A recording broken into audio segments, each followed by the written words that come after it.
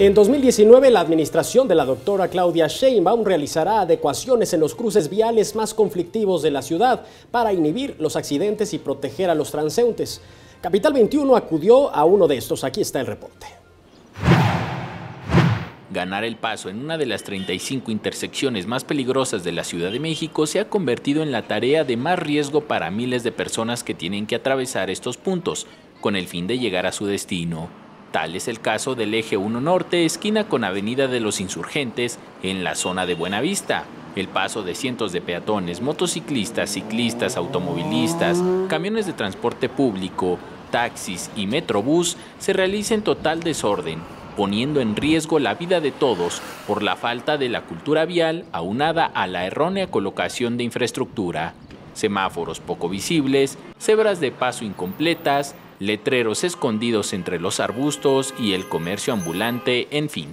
Siento que está mal porque así viene muchísima gente a las plazas y incluso el metrobús, que se supone que es algo que construye el gobierno, está peligroso. O sea, generalmente pasa y la gente lo tiene que esquivar o ellos mismos tienen que frenarse para que la gente pueda pasar y pues sí, supongo que está mal.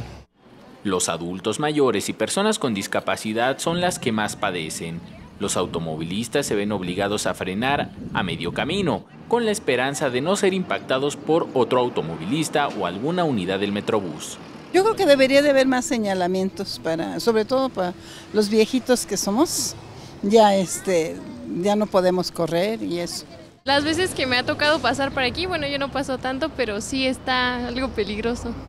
La nula vigilancia de elementos de la policía de tránsito hace que la zona sea rehén de quienes se establecen como sitios de taxis en donde está prohibido estacionarse. Será durante los primeros 100 días de la nueva administración de gobierno en donde se generen en estos 35 cruces peligrosos las obras necesarias para recuperar la seguridad en materia de movilidad, con un monto de 300 millones de pesos, han afirmado las autoridades capitalinas.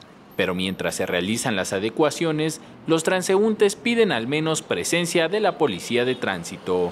Con imágenes de Javier Cordero, Enrique Muñiz, 21 Noticias.